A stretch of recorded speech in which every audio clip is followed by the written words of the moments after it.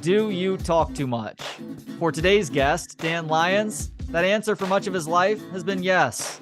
Dan is a New York Times-bestselling author, screenwriter, journalist, and a self-described talkaholic. That's why he began looking into why some people talk way more than others to the point it becomes a problem, how advances in society encourage such behavior, and the physiological value of talking less as displayed by some of the world's most successful and powerful people. The results can be found in his new book titled STFU, The Power of Keeping Your Mouth Shut. Dan, thank you for the time. How are you doing today? I'm great. How are you? Thank you for having me on. It's my pleasure. So what was your inspiration for this book? Personal change. It began really about me trying to break a habit that I thought had caused me a lot of problems, and the habit was talking too much. And as I researched it, I found out that there's actually a condition called talkaholism, and I absolutely qualified as a talkaholic. And then I set out to try to find, ways to fix that, and ended up learning a lot about speech and about how speech affects our well-being, both emotionally and physically, and things like parenting and being a better partner. And we'll certainly talk about all those things over the course of the next hour. But at the start of this book, you actually provide a test for your readers, and one that you took that helps to certify whether or not somebody is a talkaholic. So I took this test. Yeah. I scored a 14, so I'm not in the talkaholic category, but there are plenty of people who do qualify as talkaholics based on answering these questions. I'm actually married to a talkaholic. But the people who put this test together actually suggest that talkaholism is something that's on par with alcoholism at its worst. What's the rationale here for that? The idea is that a talkaholic is someone who can't stop talking, even when they know that what they're about to say will hurt them, even when they know that saying nothing is in their best interest, will still talk, and that it's a compulsion, and it's akin to an addiction. And the odd thing is that it can actually be beneficial to a certain extent. Talkaholics do really well. They're seen as charming at first, and outgoing and interesting, but over time they become annoying, and people's regard for them, at least in the workplace, starts going down. But that's generally it. It's the inability to stop. And by the way, the scale is 1 to 50, but really 10 to 50. 10 is the lowest score. I'm actually not surprised you got a 14, in that people think that podcasters must be big talkers, but I actually find that most of you are really good listeners, and so it's not at all surprising, I guess, that you're nowhere near being a talkaholic. Well, I appreciate that. And it really just depends for the podcaster. I actually have a background in radio, and I've been around plenty of people in my life who are over talkers. Some are productive over talkers, like you just talked about, and some are what I've labeled over the years as conversational rapists. They just can't help themselves, but they figure out how to channel that in a quasi-healthy / productive manner by doing so into a microphone for 2 to 3 to 4 hours, 5 days a week. But there is a balance to be struck, and some of those people they just can't turn it off. And it's just, it was interesting to read some of the science behind that, because I assumed that there would be a difference in brain function for people who talk too much versus those who talk too little.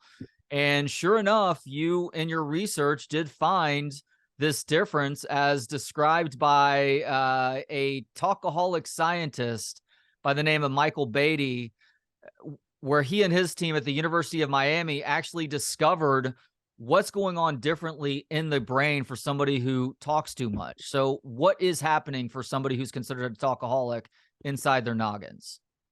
Right. There's an imbalance of neuronal activity in the prefrontal cortex. I hope I get that right. And essentially, it's in an ordinary person, at rest. The left and right side would be more or less in balance. Some people, that balance is way off. So if your right side is really firing and active and the left side isn't very much, that tends to be someone who's a talkaholic, who also has problems with impulse control, and vice versa. And then the farther you're out in terms of the imbalance, the more of an overtalker you'll be. So that's really interesting. And it took Michael a long time to figure that out. The bad news of that for me was that, well, then there's no cure because you can't rewire your brain. So I sort of ran into him in the early parts of my journey, and then sort of hit a wall, and then had to figure out my own ways to not cure talkaholism, but to control it, to develop some discipline. Yeah, to reroute it, because Beatty did say that there is no cure for this. But you, in keeping with this research, you did find ways to ebb the flow of words coming out of your mouth. I did. And the funny thing is that, I don't know if this is in the book, but Beatty is himself an amazing overtalker. Yeah, it is in the book. He's a talkaholic. In fact, the scientist who did the work on talkaholism, who referred me to Beatty, told me before I called, I'll warn you, he is the biggest talkaholic I've ever known. And he said, and you can tell him that because he knows and he's fine with it. But the first time we talked, I got him on the phone. He talked for so long that in the middle of the conversation, I took the phone with me, got in my car, drove to a different part of town, picked up my son, drove him back, got back to my desk, and that whole conversation kept going that whole time. And the next time, and so much so that I had to set up another time to talk to him to get the information about talkaholism, because it's the other problem. He didn't really talk about any of the questions I asked him. And then the second time he called, we hadn't even set up a time. He just called out of the blue one afternoon. And I thought, okay, great. Let me run and get my computer. And he talked for 2 hours about COVID and vaccines and the lockdown at his university. And we still got nothing to do with the book. I had to talk to him a third time to finally get any information. So he is himself an extreme overtalker, but super interesting, really gregarious. But anyway, yeah. So I didn't want to remain a talkaholic, and I didn't want to just say, well, it's just how I'm wired, because it really cost me. And I thought I was motivated to change, I guess you would say. Yeah. Yeah, and this is a brutal self-admission on my part, but I've had to end friendships in the past with people who I didn't dislike them necessarily, but I knew the time commitment required just to maintain any semblance of relationship with that person. Where if I see their name and number popping up on my cell phone, I know that I need to allot the next 2 to 3 hours just to listen to them say whatever. And some of it could be interesting, but it does get to a point where you can only hear somebody speak for so long before you start to tune them out. And your research bore this out as well. We do have limits with regards to how much we're listening to somebody drone on before it becomes completely ineffective. Yeah, and it's very fast. That was one thing that startled me. I don't have it right in front of me right now, but it was like 30 seconds or something. 30 seconds, people start tuning out. It was like, was it the red light, green light strategy? And that when you, and yellow light, right? So you get to about 30 seconds, the yellow light hits, like you can keep talking, but you really should wrap it up. And yet at a minute, they're gone. And there was other research that shows the reason it's hard to do that is that you're getting a dopamine rush when you're talking. The person on the other end is getting this, I guess, epinephrine rush of like bad feeling chemicals. And so there's a mismatch. But then again, it sort of makes sense, right? Even without the science, if you and I are talking and one of us is just monologuing, that's not a conversation. And I've had the same thing. Yeah, you see the name come up on your phone and you go, not picking up, right? I don't have it. I don't have it in me right now. The worst thing is when you realize you've been that person. That's what happened to me. You just cringe. Well, a lot of over talkers are also pretty anxious as Right. people. And I hate to keep referring to my wife, but I love my wife. I've definitely outkicked my coverage, and I have nothing but great things to say about her. But I'm able to relate to this book as the person on the other end of that conversation at times. And she would wholly admit that she is also a very anxious person. And a lot of over talkers speak as much as they do to try and relieve a sort of anxiety. But how can this behavior actually make the problem of anxiety worse?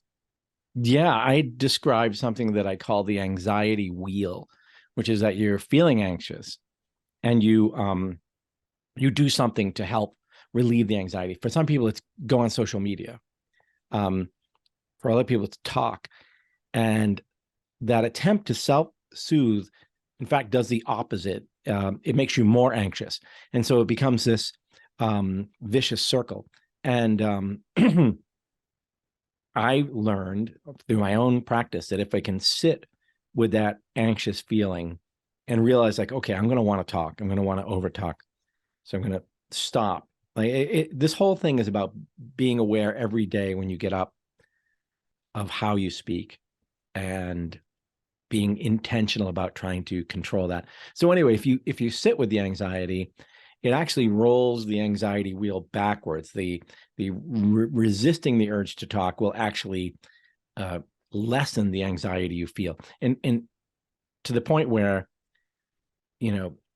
learning how to STFU or to talk less, listen more, actually becomes like a kind of therapy. It actually is a form of self-soothing your anxiety. It doesn't get rid of it, but it can actually help you cope with anxiety, which is a really fascinating idea that I also came across in doing this book. This idea of speech as medicine, that the way you speak can actually affect how you feel emotionally, psychologically, but also even physically, your physical health and well-being. So it's really profound. The other interesting thing, and I don't know your wife, but I have the same deal. I'm very anxious. And I realize a lot of what happens to me is anxiety, social anxiety. And like I have two modes. If I have to go to a social event, I usually dread them. And I either get extremely shy to the point where I don't want to go, like I'll avoid it, or I'll go and then end up talking way too much. And then leaving going, oh, I feel terrible. But there's some idea that talking too much can actually be a symptom of something like ADHD. And it's actually, in a way, it's a gift because it tells you, hey, maybe you need to go see someone and get this looked at. And for a lot of people, getting a diagnosis and then maybe getting some meds and some therapy actually helps relieve the underlying condition, which then relieves the over talking. So throughout most of this book, you are describing different scenarios where people might be better off shutting the fuck up.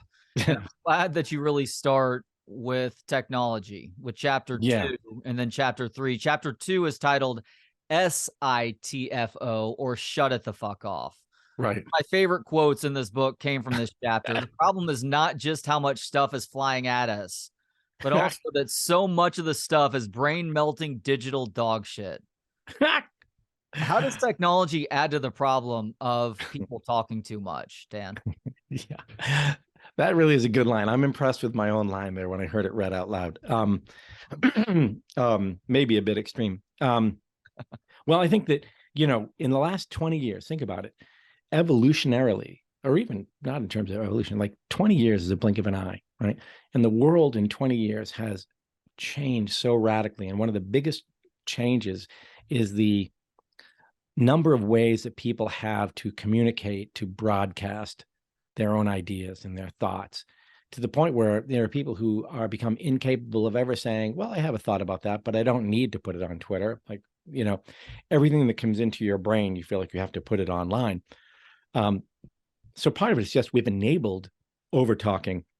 And some people who are really, really active online are, for example, some of them are really narcissists. Some of them just crave attention, good or bad.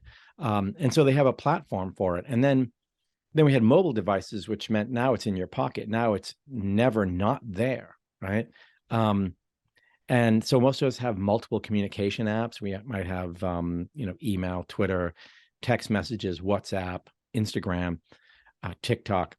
If I don't ever post anything on those, but there are just so many places for us to take in information, and it's overwhelming our brains. And I think it's creating a kind of mental illness is maybe, I think that's a term you shouldn't use lightly, but it's creating a dysfunction at a societal level. So for example, look at how angry the world is now. And this research isn't just anecdotal. There's lots of research about anger in the world now compared to 20 years ago. The world is getting more and more angry.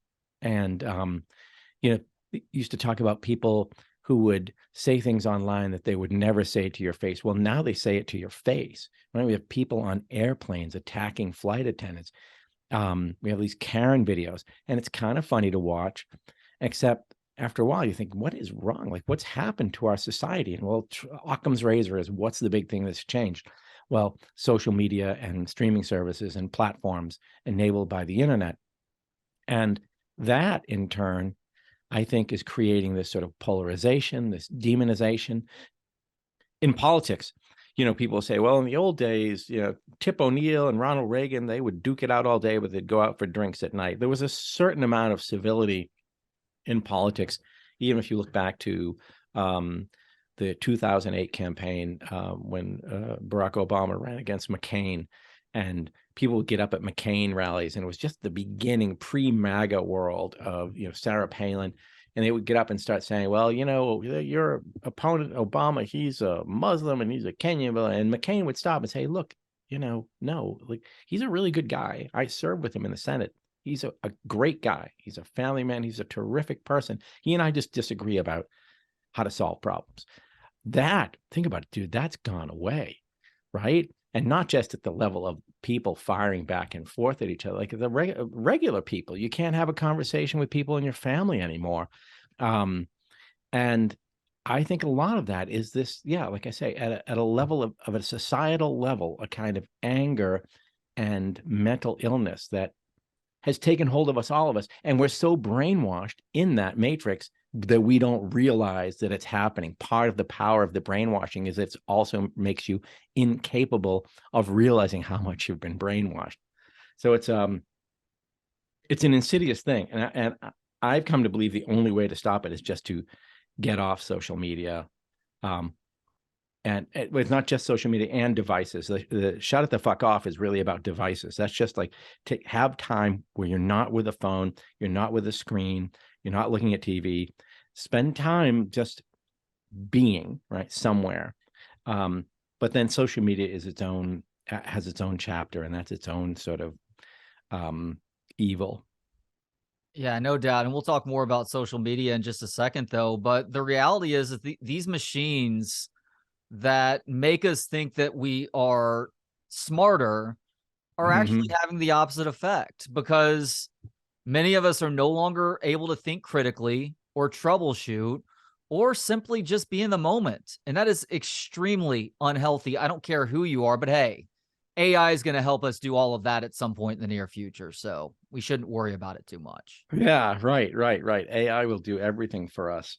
I think we've lost something big in our lives. Like in the course of researching and writing this book, I took up something called forest bathing, which I had read about. It sort of originated in Japan, and it's become very big here. There's like thousands of certified forest bathing guides, and it's like a ritual. You go into the woods, you don't do much of anything. This is the ironic thing. It's like the whole point of it is you don't do anything. You don't go and try to hike and how far can I go and how much can I climb. It's just do nothing, and then just be in the woods. And I like to think it's silence, but then when you really sit and you're quiet, you realize it's not silent. There's a lot going on. It just, you are able to kind of, tune in on it. And I have come to believe that those periods of silence are really important, or even like, we'll walk our dog. My wife and I will take our dog out for a walk. And, I get tempted sometimes to pull my phone out and start looking at email while the dog's running around with other dogs. And I realize, like, you just leave the phone. Just go for that walk in the woods without digital stimulation. And almost to the point now where I think because I'm not the only one feeling this way, I feel like people are going to start to remember the value of analog moments, of moments free of digital interference or intermediation. And so, for example, I'm doing an event next week. It's called a salon, which I think is a little fancy, but the woman who runs them in LA and New York. And in LA, she says she has a lot of TikTok influencers who come. And she said the amazing thing is none of them pull out their phones. And she's like, they all crave an analog experience. That's the one thing they don't have. Their whole life is digital and on screen. And what they crave is just to the two of us sit next to each other in a room, like two human beings. Like, it's becoming so rare that now people cherish it. So it's either a good or a bad thing, depending on how you look at it. Yeah, I had a really good conversation in the last couple of months with an author, David Sachs, on his book, The Future is Analog. Great book. Highly recommend it to folks. And one of the points that he makes is, like, if there's a silver lining to the awful things that we all went through during the pandemic over the last 3 years, it's that we got real-time human studies on having to become that much more reliant on our technologies. And as many people are as maybe more addicted now to those technologies, there are plenty of others who woke up as a result and realize that the substance that we seek in this world very rarely has a digital footprint, that it's all about those human-to-human interactions that we get to have with one another, because we all got to go through, whether it was a work meeting or a book fair or a music festival or a concert or stand-up or whatever else, watching those people or that performance on your computer screen pales in comparison to the real thing in ways that it's really hard to quantify. I couldn't agree more. Yeah. I mean, those awful, Zoom meetings, great. I've kind of got used to those. But yeah, the thing where it would be the company be, well, usually we have our annual event and it's in person, but we're just going to do it online. And it's just awful, which is kind of why, I understand remote work and why people want to work remotely. And I do, because I'm home alone in a room. I actually would love to work around other people. And, I've noticed that I do some speaking sometimes where I'll, go to a corporate event. And I always think, God, if remote is so good, why did we all spend lots of money to get a plane ticket and a hotel room? And why did the organizers spend a lot of money to rent this venue and get food? But why do we go to all this trouble to be in the same room? We could just do this on Zoom, right? Well, no, because Zoom sucks. Like, it's that much better to be together in person. It's worth all that money and effort. And I don't know why then the penny doesn't drop for everybody sitting there. Like, well, yeah, that's why we should work around each other too, at least part of the time. There's a sort of an element of serendipity that occurs where, oh, I didn't know you were going to be here at this meeting, Trey. Oh my God, you're here too. Oh, how's it going? And then we end up talking. Maybe it's just we chit chat, or maybe, we end up meeting someone and going, oh, we're in the same business. Maybe we should collaborate. Let's exchange information. So new ideas and collaborations and progress comes from just people somehow being in the same physical space. I'd like to read that book because I believe that's true, that analog is becoming really important. Is that David Sachs, the venture capitalist? No, different. It's a different David Sachs. Yeah. Because I wouldn't imagine he would think that the future is analog. Even if he did, he wouldn't say it out loud. No, probably not. Affect the bottom line profits. But you're exactly right. And one of the points that he makes in this book, not to get too far off track here, he goes through different aspects of life to see how the digital compared to the analog, whether it's work, school, and culture, experiencing a city. religion, and he found without fail that the real world experience is much better. Now, as you just suggested a couple minutes ago, it's up to people to really find more ways and better time to unplug. And that may be hard for some people to hear, but I agree with that, because much like with the US healthcare system, and your best bets to remain healthy over a long period of time is to try and rely as little on the US healthcare system as possible. So leading a life where you're eating relatively healthy and you're getting movement in and physical exercise and things like that. It's up to you to understand the perils of what's going on with these digital technologies and act accordingly. And that is certainly the case with social media. And that is the title of chapter 3, Shut the Fuck Up on Social Media. As you write, social media companies have become akin to big tobacco, peddling a harmful product, targeting kids, and covering up scientific research that might undermine their business. Yeah. These major internet corporations, and especially social media, have figured out how to hack our dopamine systems. What effect does this have on users over time? Well, not a good one. The interesting thing, the caveat I would preface this with, is what makes it difficult is that there are some ways in which social media is really good, right? Where it makes life better, it helps people stay connected, et cetera, et cetera. So you can't just say it's all bad, stop it all, right? Which is, you know, then that means you have to find a balance. But yeah, their business model is selling ads. They want to show you as many possible, so they want to keep you on the site as long as possible.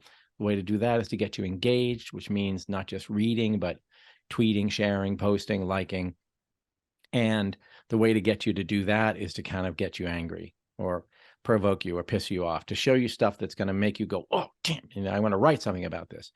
And people very quickly find that if they really want to get attention, if they want to get followers, if they want to get more shares, post something incendiary, post something provocative, be angry. And so there are studies that show that over time, people will be trained by the system to start posting more angry stuff, which is crazy, right? It's like the AI behind Facebook or Twitter or whatever is actually teaching you to behave in a certain way. It's the way slot machines teach people to keep pumping the slot machine, right? In fact, they use the same techniques. These guys at Stanford have studied the techniques used by casinos to make apps addictive.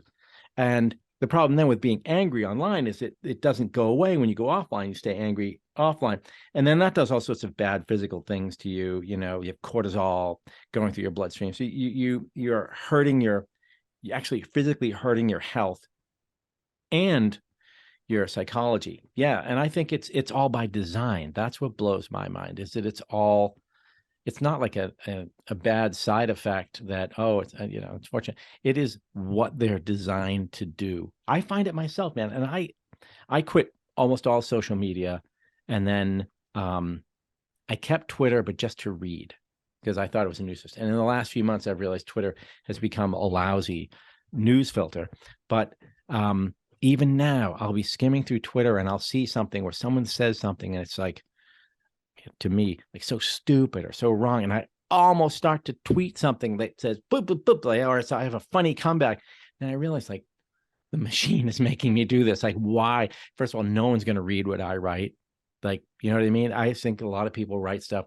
The writing isn't even for the sake of communicating. It's like there's something that feels good about, euphoric about just posting the thing. And I'll stop myself and be like, why am I doing this? And I really, really want to. And it's someone I don't know, you know, has written something. Like, why do I feel, think about it. Like, why do you and I feel that urge to, like, I'm going to set you straight, you know, and I'm going to do it in public so people can see me. It's when you step back from it, it is just the craziest thing, right? The most crazy phenomenon to be so, oh, sorry, man, to be so bought into that mindset. I don't know. Yeah, and unfortunately, it probably plays into what the programmers learned from those slot machines, and that is the intermittent rewards that you're getting, right, versus that constant stream of rewards. It keeps you salivating for more without being overfed. And at the end of this chapter 3, shutting the fuck up on social media, you do offer some good suggestions for cutting back on social media. Some of this stuff is are things that I've done on my own, like going gray, which is going to the black and white feature on your cell phone. That is very helpful. Turning off notifications, which I'm a huge fan of. You suggest buying a dumb phone, which I have not done yet, but I am so close to that point where I just go back to a phone that maybe offers just text messages, phone calls, and then some simplistic version of Tetris. And then you also suggest something called the wait method. What exactly is the wait method? The why am I tweeting, which is also, it really originated as why am I talking, and as a way of helping people in, say, meetings think about, why am I going to put my hand up in this meeting and say something? And then there's a list of questions you ask yourself about, well, what do I hope to achieve from this? I use it in a chapter about talking, but I also use it in tweeting. Because I actually think over tweeting is like the first cousin of over talking. It's the same thing, right? And yeah, why am I tweeting? What do I hope to get from this? What will I accomplish? Will I persuade someone? Or the other one I always wonder, do I have some special knowledge or expertise in this very narrow field that makes my opinion worthwhile? So for example, there's a guy on Twitter named Mark Hertling. He's a retired general, and he comments a lot about Ukraine, and his stuff is great. I will tune into him because, man, he knows this stuff. He can explain to you, here's why you shouldn't have this kind of missile because it requires this many people to maintain and train and blah, blah, blah. It's like, wow. But like, why would I mouth off on Ukraine? What would I add to that conversation other than, how I feel? Or like, why would I have some thoughts about battlefield tactics? Or someone writes something and you want to go, oh, you're a Russian troll. Like, what value does that add to anything, right? So usually when I ask myself, why am I tweeting? I never have a good answer. I rarely can say, okay, that's worth tweeting. And I think if you just put that screen up in front of yourself, like the why am I tweeting screen, it really helps. It really helps kind of cut you off from that madness of just being, like I said, turned into a puppet by the machine. Mm-hmm. Chapter 5 is Shut the Fuck Up as Medicine. Matthias Mell is a social psychologist at the University of Arizona. He and his team released a report called Eavesdropping on Happiness that found that people who spent more time having good conversations and less time with small talk were happier than everyone else. But I guess the question becomes, because that does make sense in theory, but what qualifies as a good conversation? It's a very good question, because that's what I asked him. And he describes it as substantive, authentic. So the kind of conversation we're having right now, that's a good conversation. We're talking about interesting things and learning from each other, right? And versus small talk, which is chit chat about the weather and blah, blah, blah. Interestingly enough, good conversations also involve talking less, listening more, asking questions. So this whole thing of, shutting the fuck up, even in a conversation, is a way to make a conversation into a good conversation. I've had ones with my daughter who's a teenager that involved me saying very, very little and letting her talk. And we have amazing conversations where if I had just started doing, like we sometimes call them danalogues, like datalogues. I have a monologue and I'll start telling her this and that. There's no conversation, right? And I think I put it somewhere in the book that sometimes it's the end of it. I think, well, we just had a great talk. And it's like, really, no, I was having a great listen. But the listening, talking less, actually creates space for a really good conversation. But yeah, that's the more other interesting thing is he went beyond people being happier. The next beat was people who have good conversations are also healthier. They could correlate it to healthier immune systems, which is like mind blowing, right? I can tell you're into health, right? And diet and exercise. this just fits right in with that. Yeah, UCLA research found that good conversations can cause a down regulation of the inflammatory response. And when you're doing that, I mean, that is touching a lot of bases with regards to things that can potentially go wrong, but can also be really good if you're finding a way to get that under control. Yeah, right. Because you're looking at inflammatory disease, and so yeah, there's an idea. Those researchers had this idea that the way someone speaks maybe becomes a way to diagnose underlying conditions. It becomes like a window into your your physical well-being.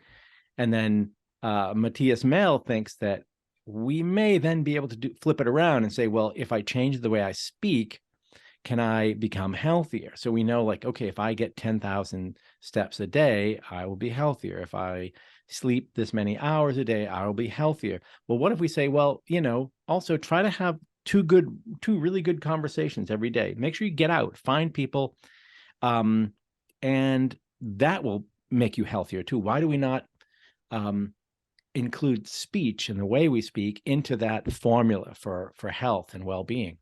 And it's amazing. A lot of overtalkers can't help but to get into conversational pissing contest where one person is talking about something or sharing a story or anecdote, and that other person can't help but to chime in and try and one up them with whatever their version of that story or anecdote is. So I mentioned all of this to ask you about something called I talk. What is it, and how is it connected to negative emotional states? It's a great question. The first part of the question, it sounds like something you have experienced, but I think we all have, right? I'm guilty of it at times, but it also we all are. annoys me to no end when you're around somebody who can't help themselves. Yeah. My problem is, I think sometimes it's well-intentioned. I find this myself. Like, you'll say, oh, we just got back. We went on this great vacation. Oh, where did you go?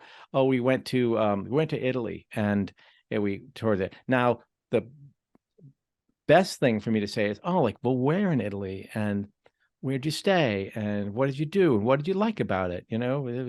But for most people, for a lot of us, and for me, especially for me to go right back, I went to Italy once. I went there too. We went there on our honeymoon, and we did this and that, and we did this. And it's like, suddenly, like, boom, I'm no longer hearing you say. And it begins with this genuine urge to sort of share and connect. But so I have really tried to break myself of that. And I'm not perfect at it. I find myself still making that mistake of, and it's not even trying to one up people. I think there is that, though. I've had the one where you say, I went skiing last weekend and it was great. And someone said, well, I was at Jackson Hole last weekend, so fuck you. Right? Well, I was at Cannon Mountain in New Hampshire, but, but yeah, there is that idea that if you can stop and listen, but you have to really listen, you have to actively listen, and then follow up. The other problem people have is, you're talking and I'm sitting here, I'm not really listening. I'm already thinking, like, as soon as he finishes, I'm going to tell him that I went to Italy. I'm already thinking what I'm going to say, when it would be better if I just let you talk and then respond to that. But in other words, to have a good conversation, if we're going to have a really good conversation, that would be the way to do it. Yeah, and as far as I talk is concerned... I talk. I'm sorry. That was the question. Sorry. No, that's okay. I mean, as far as I talk is concerned, it's essentially somebody who can't help but to talk about or reference themselves throughout the course of whatever it is that they're discussing with somebody else. And too much of that is really bad for your mental and maybe even eventually your physical health. And I look at it, Dan, like people who are operating in the real world, who are constantly trying to do things for other people, versus those who are almost exclusively operating in ways that benefit them. And just the general caliber of human being that you're dealing with when you're comparing one to the other. Yeah. What's in it for me? Right. Well, and the interesting thing about I talk, and it's another thing I learned from Matthias Mell, but it was actually done more by his mentor at UT Austin, um, his name Pennybaker. And they found that people who use the first person pronoun a lot, I talk, it's generally a symptom of depression. It's not always narcissism. It's often, yeah, depression. And when you think about it, when you've gone through a bad breakup, your attention tends to turn on itself. Like, what's wrong with me? What did I do wrong? Why don't they like me? And then again, they came up with this idea, well, what if we could use that to turn things around? If you could say, I'm depressed, maybe we can shift the pronouns you use, like literally to create what Pennybaker called talk therapy. Can you shift and change pronouns? And will that make you feel less depressed? The jury's kind of out, but there are some studies that indicate, yeah, you could even use it as a form of psychotherapy. Therapists could say, I want you to go home tonight and, even talk out loud to yourself, but don't use I. You talk about yourself in the third person or use your name. It sounds a little crazy, but yeah, there is this connection between. It's like, I think it's like when you see someone, oh, they're a horrible narcissist, but often it's because they're really insecure. So I'm going to offer an ironic response here because I'm going to talk about myself for just a second. But I've quit a lot of things in my life successfully, and sometimes it's done for betterment, and sometimes it's just proving to myself that I'm stronger than the vice. And at one point, about 15 plus years ago, I'd read a book that had suggested to try to stop referring to yourself in the first person in conversation. And I did that. And the way that I kept track of it is every time that I did so, I would put $1 in a jar. And my narcissistic girlfriend at the time is like, what are you going to do with the money? I'm like, I don't know. I'm going to give it to a charity or something. She's like, I'm like, I may keep it for myself. She's like, well, what good is that? I'm like, well, I'm doing it to quantify how much I'm talking about myself. And here I go, already having to put dollars in the jar, just having this conversation with her. It's more about trying to get a handle on this and see how bad a problem it is. And I have eventually got a pretty good handle on referring to myself in conversation. And one, I did find it to be hugely beneficial for my mental health. The other thing that it makes you do is it really makes you think about what it is that you're going to say before you say it, because even though I'm not somebody who's an over talker, I'm somebody who does lack that filter at times, and it has gotten me in trouble in my life. Now, it's been helpful at times in radio and occasionally in the podcasting realm because you say things that are witty or funny or irreverent or offbeat, but it can also cause serious issues. And when you're having to think a lot harder about what it is that you're about to say or how it is that you're going to respond to something, I think that it is good for the flow of conversation, for the sake of those good conversations that we just talked about. That makes a lot of sense, I think. And then when you're doing that, if you're speaking with intention, so you're thinking about what I'm going to say. It's sort of like, wait, like, why am I talking? What do I want to communicate here? But then I think also when you were trying not to use the first person pronoun, that probably caused you to then shift your attention to the other person. It did. Or to, yeah, right. So you're, and it's probably ultimately more interesting to you, because you're learning about other people. Yeah, caring more about the world around you, no question. Chapter 6 is shut the fuck up at work.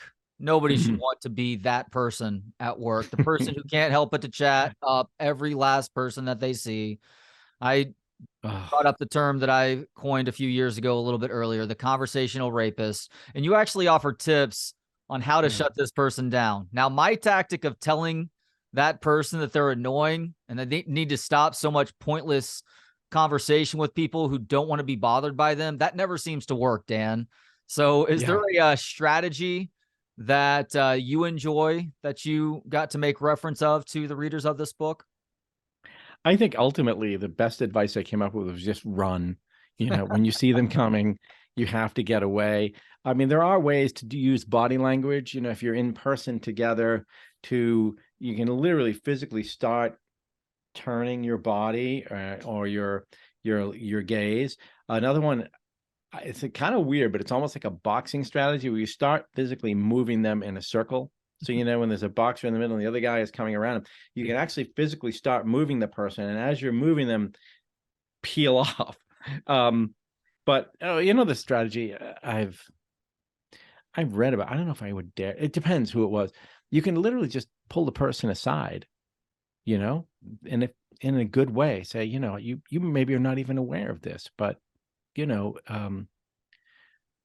kind of bother people with this. You talk too much, and I don't know if that's the politest way to say it, but there are some people who I think are just beyond hope. They can't be helped. In the chapter, I mentioned this study by a guy named Jason Axum, who I tracked him down. He was a grad student years ago and did this research, but like people at work eventually hate you. They hate that person. And there was one anecdote in his report that really blew my mind, which was there was a guy, very gregarious, overtalker, got promoted to be a manager. Now he had like 5 people reporting to him. So it was a good first step up. And he would annoy them all by coming around and talking. And what'd you do this week? And I think he thought he was being a great boss. He was being, supportive. And they all thought, like, you are driving us nuts. Like, we can't get anything done. And they actually went and complained about him. Some of them threatened to quit. And so management came to the guy and said, look, it's a deal. You got to really learn how to do this and we'll help you. But otherwise, you can't be a manager anymore. And this guy chose a demotion. Like he said, I'm not going to change who I am. This is how I am. And he actually, willingly hurt his career rather than trying to fix this problem he had, which tells me like that's how powerful the compulsion can be for some people, that that they can't or won't give it up. But yeah, at work, it's a killer. It's a career killer. That's where talkaholism becomes a sickness on par with alcoholism, like we had talked about earlier, where you're literally choosing that to continue scratching that itch versus trying to advance yourself in the workforce. Yeah. Yeah. There's this propensity for self-destruction. And I don't want to make too direct a comparison, because I think it maybe makes light of the seriousness of alcoholism, but there are some connections between people who say, with anything, I don't want to change. I realize it would probably benefit me, but I'm not going to do it. Yeah, it's not a one-to-one comparison, but I understand the behavioral element of it and how it can be harmful to you and in different ways those around you too. By the way, I do have a new strategy to deploy the next time I'm having to deal with a conversational rapist at work. This is something that you mentioned very tongue-in-cheek when you gave out your suggestions at the end of this chapter, and that is put a copy of your new book on their desk. That's a very self-serving bit of advice, but I do think it would help. In fact, we have a promotion. The publisher has a promotion where there was like some contest, and if you win, you get a bunch of different things of swag, and then they will send a copy of the book to one person that you name anonymously with a note that says someone you know thinks you need this, or something like that.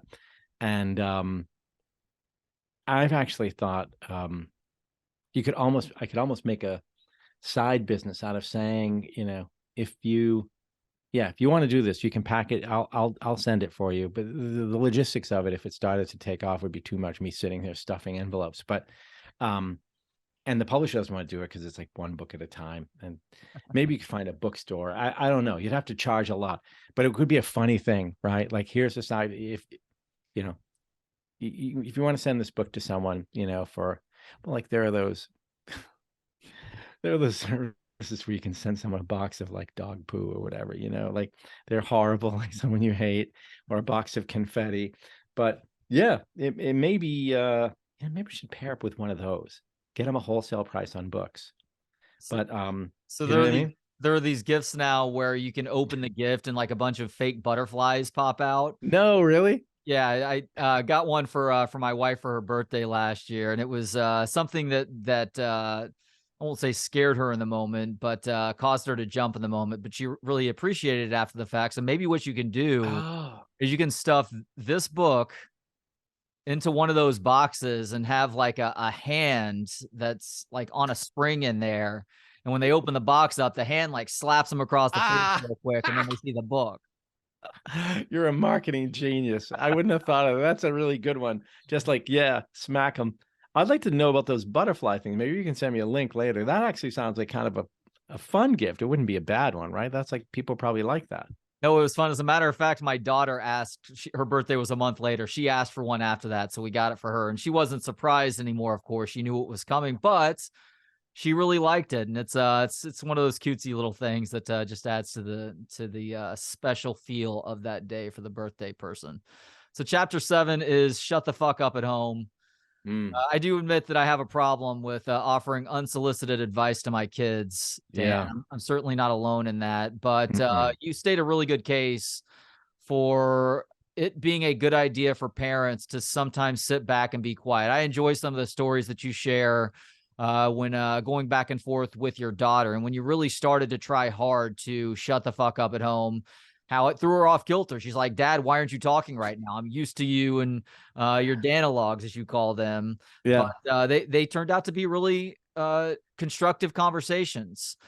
Child development psychologist Allison Gopnik says parents can either be gardeners or carpenters. What does Yeah. she mean by this? The carpenters, you build the house for your kids and tell them, you build their life, tell them do this, do that, blah, blah, blah. You build it for them.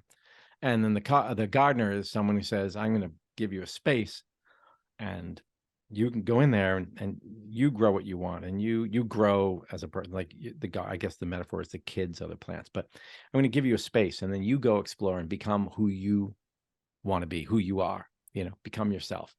And yeah, being I call it an STFU parent is in line with that, that you don't have to tell your kids how to do this, how to do that, blah, blah, blah, do this and that. You give them the space and let them figure things out for themselves. Michelle Obama actually had a great story about her mother was very much the type who said, figure it out for yourself, didn't solve their problems for them. And oddly enough, like let them fail, right? Which is one of the subtitles in that chapter. Let them fail. I'm not in a big things, but then also let them win. And when, what's her name? Marion Robinson, I think is Michelle Obama's mother, said, then when they achieved something, they knew it was them. You did this. I didn't do it. I didn't get you into, law school or whatever. You did that. My daughter just, we literally just had this conversation because, we never really pushed them in any direction. Some people said to us, "Oh, you should have kept them doing that." That's what they wanted to quit, so we let them quit. But my daughter is very driven, very, very driven. And yeah, they have that story in the book of her freaking out about a paper and me just sitting there, and she gets mad at me after a while for not talking to her. And then we have a little laugh, and then she kind of worked it out for herself. But she just got into college. She got into a really good university, and I said to her, I said exactly that. I was like, you know what? You did that. We didn't do it. I didn't take your SATs or write your essays, or I never did your homework for you.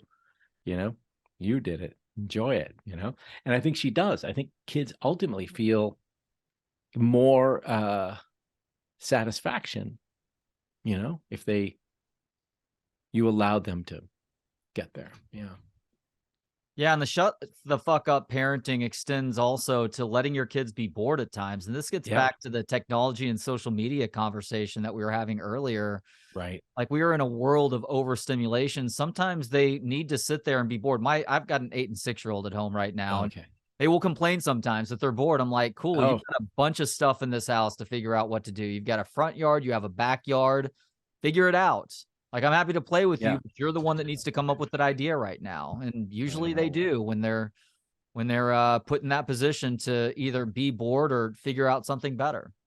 Yeah, it's kind of wonderful, right? They yeah, and that's the thing. And about our age, it's for the first time ever, it's possible to never be bored, or at least to always be distracted. That you can always open up Instagram and scroll through. Yeah. Chapter 8 is shutting the fuck up in love. We return to our University of Miami friend, Michael Beatty, who suggests a 60-40 rule for people on a date. What is this? He says the ultimate balance, if you're on a first date and you want to get a second date or whatever, that you speak no more than 60%, but no less than 40% of the time.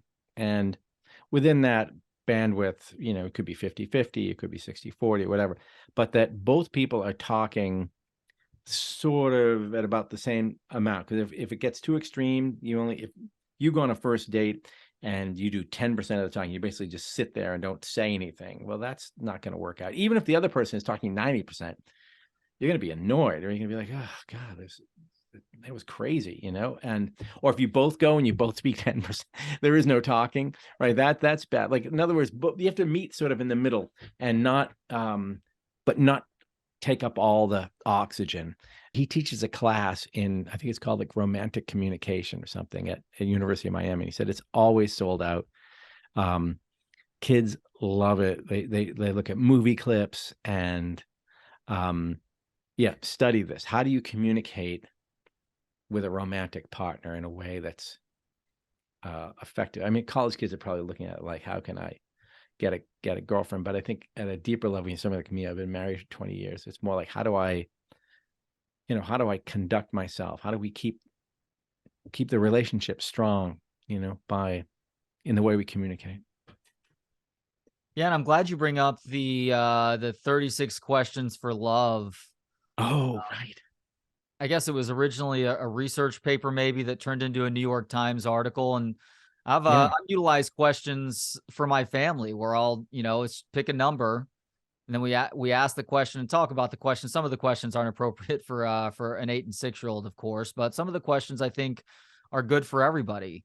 But the part of that 36 questionnaire that I think gets overlooked at times is that after you go over those questions, you just look at one another saying nothing for 4 minutes. Yeah. Which may be as if not more powerful than any of the questions and answers that you're talking about. Yeah, that's amazing. So you guys have used that system? We don't, I've never gone down all 36 questions with my wife before, but over time we've talked about most, if not all of them, but I've also neglected the 4 minutes of silence part. I feel like I've kind of screwed up in that regard.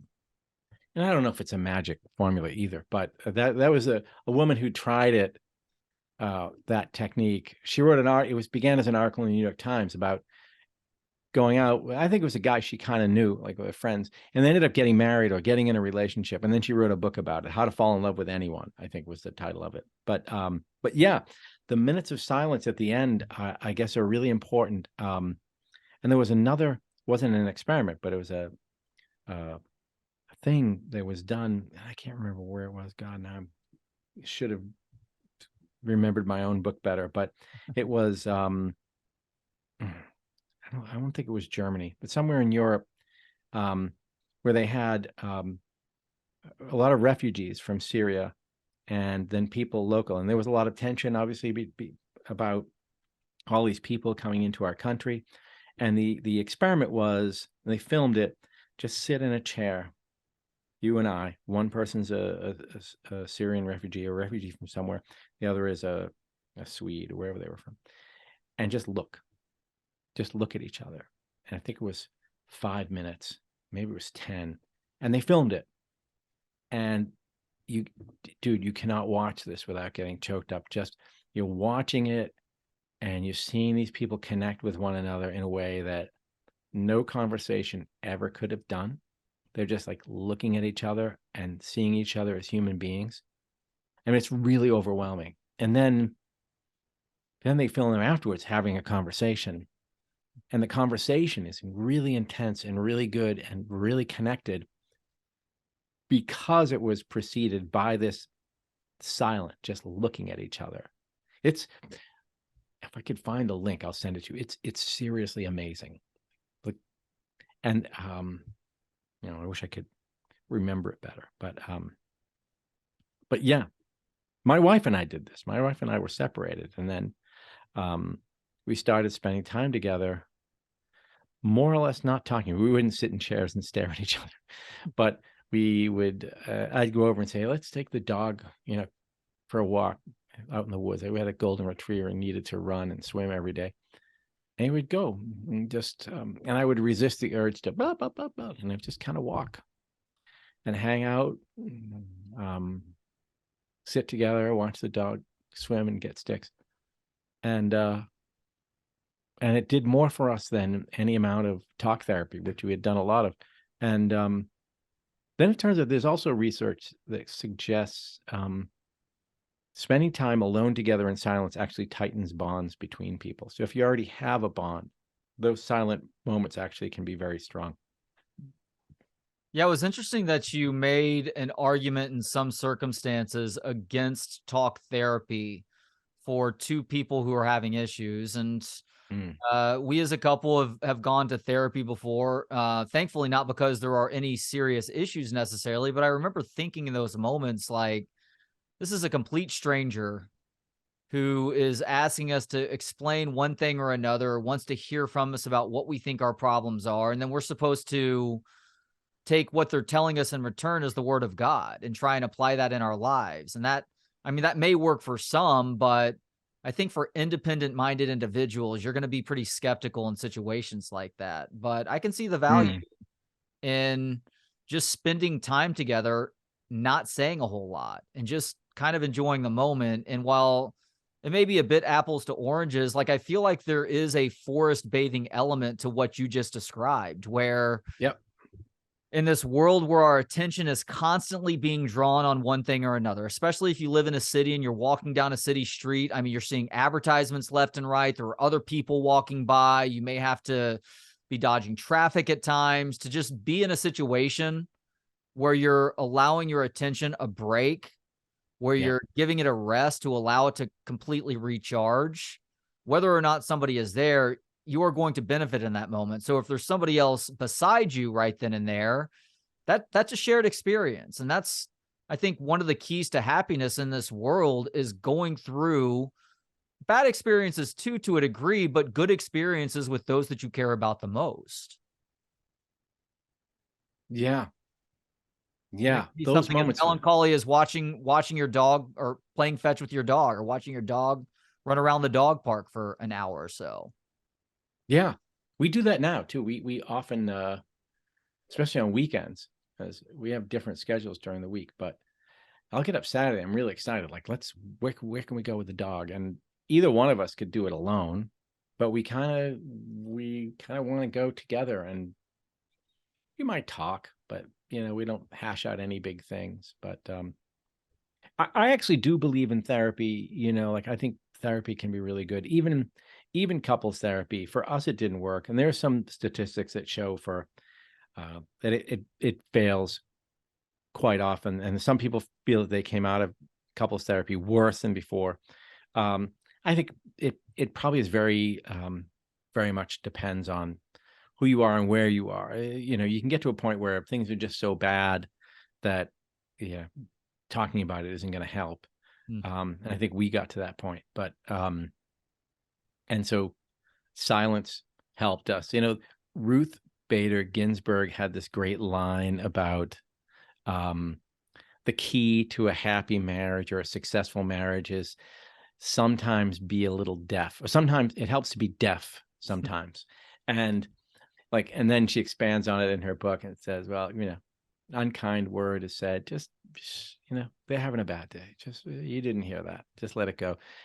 And I thought, like, it also means, like, sometimes it helps to be mute, and I never had a mute button. I needed to develop a mute button. But yeah, I think there's an argument to be made for quiet and silence in a relationship as a couple, and not like I'm giving you the silent treatment, which we used to do a lot of, but yeah, sort of easy silence. It's probably very powerful. Shutting the fuck up can and should apply to email too. What is the 50% rule? Write your email that you want to write. Then before you send it, look at it and then cut it in half. Right. And there's another one, the Guy Kawasaki rule. And no email should be longer than 5 sentences. And such a big believer in that. Are you you're a real concise emailer? Yes, I've actually received compliments from people because I book all the guests on this podcast, and I've done guest booking for the radio shows that I've hosted in the past and produced in the past. And so I've gotten really good over time at saying who I am and asking, giving pertinent information and asking very specific questions versus wasting somebody's time with an email that's 3 or 4 paragraphs long, with each paragraph having 3 or 4 sentences in it. Because nobody has time for that, whether or not you know who the emailer is. But it's hard to do, right? I don't know if you found, at first, it was probably difficult for you to get that discipline to be concise. Maybe now it comes naturally, but did you find it took a while to be able to do it? I must be a natural because and it's probably also self-serving also, because I've known for a long time that I don't want to read somebody's novella in the form of an email. I just get to the point, let me know what's going on so I can respond if need be, and then get on with my day. I find this so often. I start writing an email. It's really long. And then I look at it and go, no. And I have to back it up and say, okay, what one thing does this email really need to convey, and, or 2 things. And I think anything longer, you can be like, do you have time to talk? Do you have time for a chat? And then we'll talk about it. But yeah, because I don't read those long emails, and I'm involved with a project where recently 2 people it's a group thing. 2 of these people write novella length emails to each other. And I'm always on the sidelines watching. And I will force myself to read the whole thing. But I often go, I don't know. It's almost a sign that you haven't thought things through well enough. Right? I agree with that. And to your point, if there is a longer conversation that's necessary or more that needs to be said, set up a Zoom meeting or a phone call or some sort of in-person conversation. Sometimes my wife, throwing her under the bus again, but sometimes my wife will ask very serious questions via text. And I'm like, hold on. Let's talk about this when we get home. I'm driving right now. I don't want to text to speech the next 3 paragraphs that are probably going to be butchered to hell by the artificial intelligence that's trying to interpret what it is that I'm going to be responding to you with. Yeah. I don't know. Maybe it's because I'm kind of an over talker. This really requires work and concentration for me to do that. But I think I've got better. Just based on this book, I would say so. And by the way, your job requires you to use a lot of words. So it's not necessarily a bad thing that is your natural inclination. You're a best-selling author. You're a journalist. You're a screenwriter too. So you need the ability to crank out a lot of words for the projects that you're creating. But, there's this old saying of if I had enough time, I'd make it shorter, whatever, it's, you want to blast it all out. And then the real work comes with throwing stuff out and getting down just to the essential or the right amount of words. But oddly enough, God, I never thought of this till you just said it, but my first drafts tend to be very sloppy and very overwritten, lots of repetition, I just kind of get it all out. And then the real work for me begins in the rewrite. The rewriting is actually the writing for me.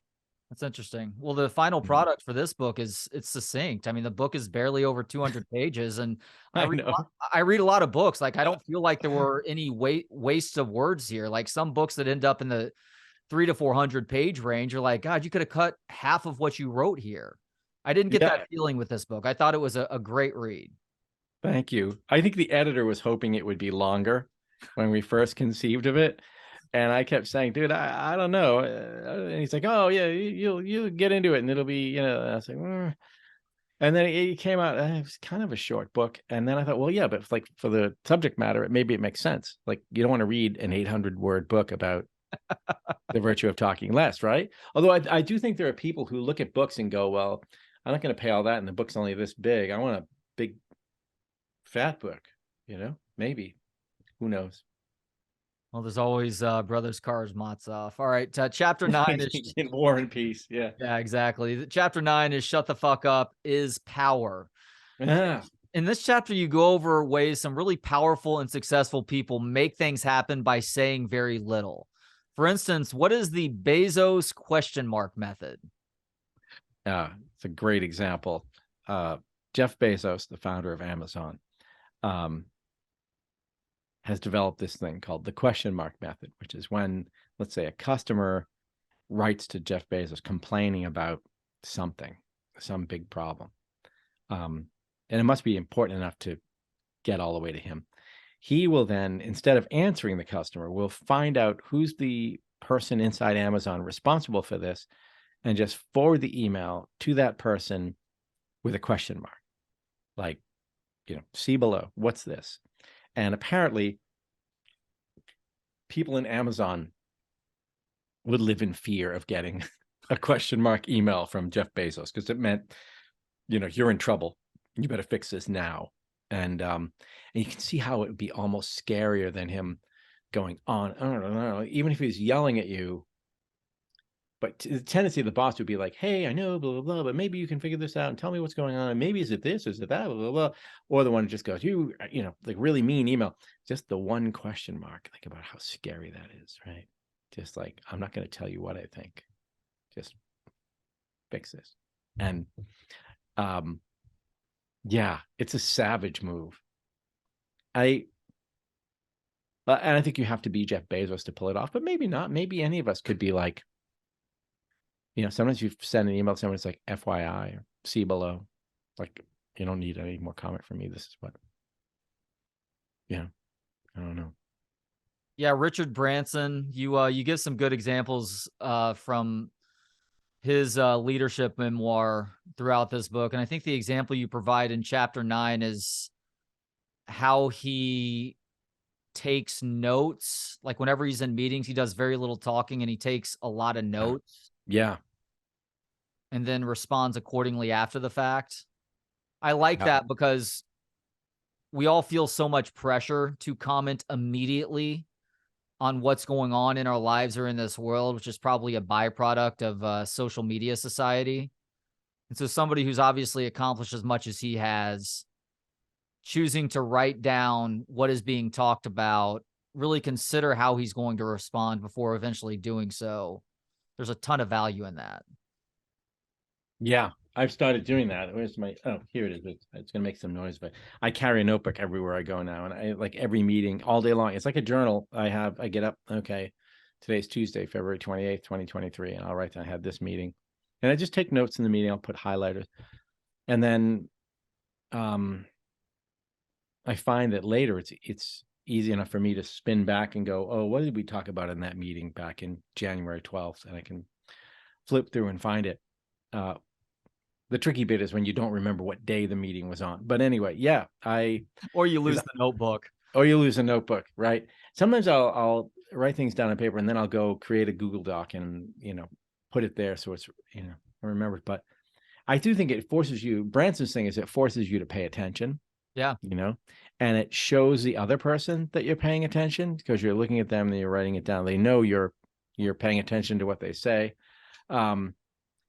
Yeah, I think it's a really good trick. Branson's big on listening. Mm-hmm. He really believes, you know, the best thing to do is sit back in a meeting, let everybody else talk. And if you're the one running the meeting, you should be the last one to talk. You know, maybe you open it up and then go around and then, you know, you say what you want to say or say, I just talked to someone who knew someone in the Obama administration who said Obama would routinely have a meeting, ask a few questions, but really say very little. And at the end, be like, okay, thanks. I got all the information I needed. Now I'll go off and make the decision. But, you know, a lot of bosses and managers, I think, have a hard time doing that. Yeah. It makes you wonder about the Obama example, because you do talk about this and Shut the Fuck Up at Work, that work meetings are the worst. They are typically filled with people who love to hear themselves talk and feel like that's the perfect forum to do so. If meetings in the Obama White House or whatever, whoever the president is at that point in time, if there are notorious overtalkers in those meetings, that everybody else just rolls their eyes as soon as they open their mouth for the first time, because they know that person is going to have a hard time shutting up. Oh, and you've probably been in those, where you get on. I think some people feel if they don't say anything, people are going to think they're dumb. Well, I'm not carrying my weight. I need to have something smart to say here. I better be able to impress everybody with my brilliant thought. And it's hard to sit back and be like secure enough to go like, no, they know I know, like Obama didn't have to prove anything, right? And also there are people like I know this. I generally don't think well on my feet. Like if I'm in a meeting and we're trying to brainstorm an idea, and I very often won't have an idea in the meeting, but like 2 hours later or that night driving home or going out for a walk, something will hit me. So I need that delay, to be able to come up with an idea. I think the same thing happens in big organizations, for what it's worth. I think, there are companies that think, well, we need to communicate to the organization. So let's have an all hands, and let's have 2-hour all hands. And we'll just throw slide after slide after slide. And each slide has a whole bunch of stuff. And someone will sit on the call and just read everything on the slide to everybody who's sitting there watching the slide. And then at the end, it's like, well, we got 5 minutes left. Any questions, any Q&A? And I feel like, at an organizational level, it's the same as at a interpersonal level. It's like 60-40 rule, right? Yeah, you have to communicate to the organization or to your team if you have a team of 10 people. But you got to let them into that conversation, So yeah, it's very rare that I've been in a work meeting that goes over 30 minutes that has any more value than whatever that first half hour provided. Or if it does go longer, typically there was somebody windbagging it for a good 15 minutes throughout that just could have been cut out altogether. But maybe it speaks to what you just mentioned, which is the insecurity of not wanting to be the person in a room who contributed nothing. And as a result, you end up harming yourself in a different way by annoying the shit out of everybody. Right. So where's that balance? Yeah. Because if you just sit there, there's the other people who are in a group meeting and they're muted and the picture is off, and they're not even there. They're like watching TV. They may not even be in the room, right? So you can't be that person, right? You need to be attentive, but listening. But yeah, I don't think you necessarily have to talk a lot.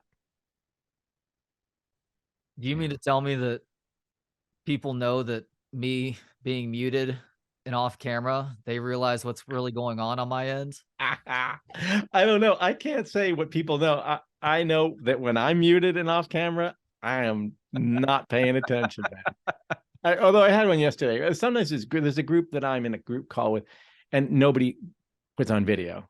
It's kind of nice. You're just on audio, and I mute because I'm usually not the main person in the meeting. I'm kind of, if anyone has a question or wants to ask, or if I have an idea, I might, hey, can I chip in? But I am paying attention. But yeah, I think you may be getting busted if you. Depends on the meeting. Guess that's. And it sounds like you sit. Sorry. Go ahead. I was just gonna say, it sounds like you sit through a lot of the kind of meetings I sit through too, where you're just like, why am I on this meeting? Yeah, there's a fair number of those. So I'm not going to feel bad about continuing to mute my mic and turn my camera off. Yeah. Chapter 10 is shut the fuck up and listen. So hopefully for those listening right now, or for those who have had the pleasure of reading this book and have made the effort to shut the fuck up, Yeah. We're also doing a better job of listening. But why is listening so hard for a lot of people, Dan? Oh, yeah. It's amazing how hard it is. And one theory is that it's physiological, that actually our brains can process, I think it's 800 words a minute, and most of us speak 125, something like that. And so, someone's talking to you, but your brain has all these spare cycles because, like, yeah, I can hear what you're saying, and then my brain starts wanting to do other things, like look at my phone or check email, and then you're not paying attention at all. So it is, you have to force your brain to do something that it doesn't really want to do. That's one theory. Other theories are just that people tend to sit there and already be thinking about what they want to say. And we talked about this before. As soon as you're finished, or they want to make sure you think that they're smart. They want to impress you. They have something clever to say. It's just very, very hard to sit back and actively listen and resist the urge to jump in. You actually sought out listening advice from the professor of a course on listening at Keene University in New Jersey. And the final class assignment at the end of each semester is something that I absolutely love. She has her students sit through a conversation with somebody that they either don't like or hold drastically different opinions on, and come back to class with something that they've learned. Did you end up doing this? And if so, what did you learn? I have a family member who is in a very different end of the political spectrum than I am, right? And we have very different opinions, and it would be very easy to demonize each other. And I mean, for her to think I'm a lefty communist who, blah, blah, blah. And for me to say, oh, you're a fascist Nazi, blah, blah, blah. You know what I mean? The whole thing, right? The typical terms thrown around on social media. It's horrible. We probably would never call each other that, but we would sort of get angry. And I thought, well, I don't want to get in an argument, but I'm curious, like, I like you. I love you. You're so I like you, but we have very different opinions, or we voted for two different people. Like, why did you and your friends all vote that way? Like, I'd like to know, like, what is it? Is it, was there a policy, because maybe you think your 401k will perform better. And that's a legitimate thing to me. I could see saying, well, I don't want my retirement money to be, thrown away. So we ended up having a good conversation that was respectful. And oddly enough, she then was less angry at me. She's like, well, I get why you think the way you do. And it was okay. But but it began with me just saying, tell me, just talk to me and let her talk. And that woman at that professor she and I become friends. She's fantastic. She's also a very, very good listener. I would hope so, if that's the course that she is. Well, right. Yeah.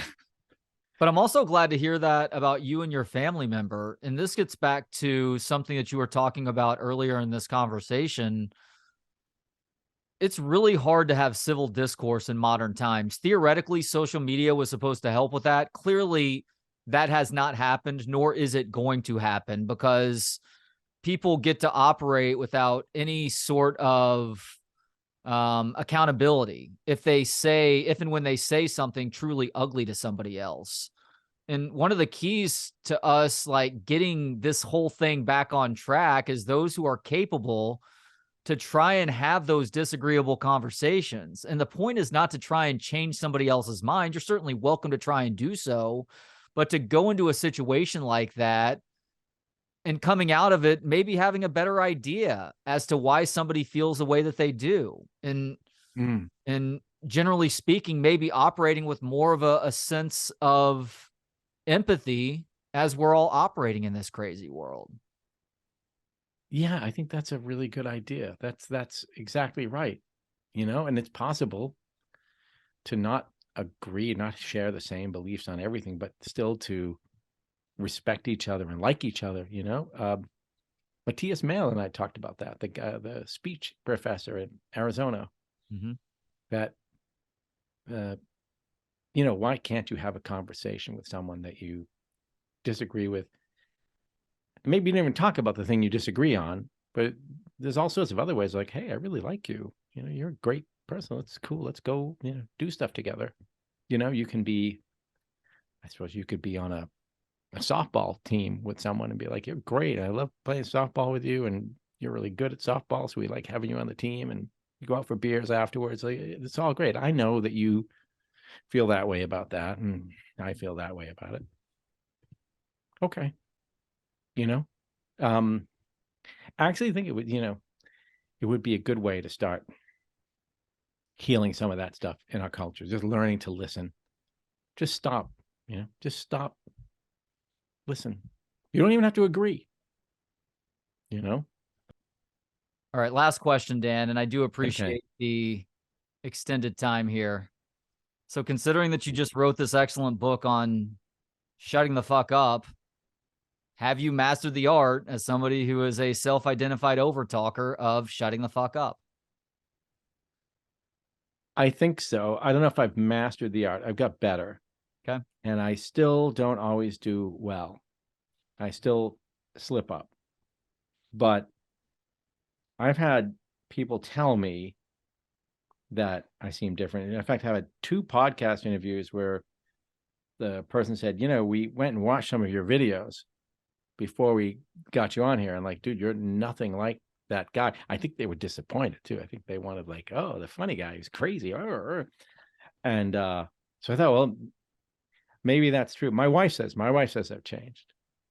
So I'm better. I don't know if I've mastered the art. Fair answer. He is Dan Lyons. The new book is STFU, The Power of Keeping Your Mouth Shut. Dan, thank you so much for the time today, and thank you for this book.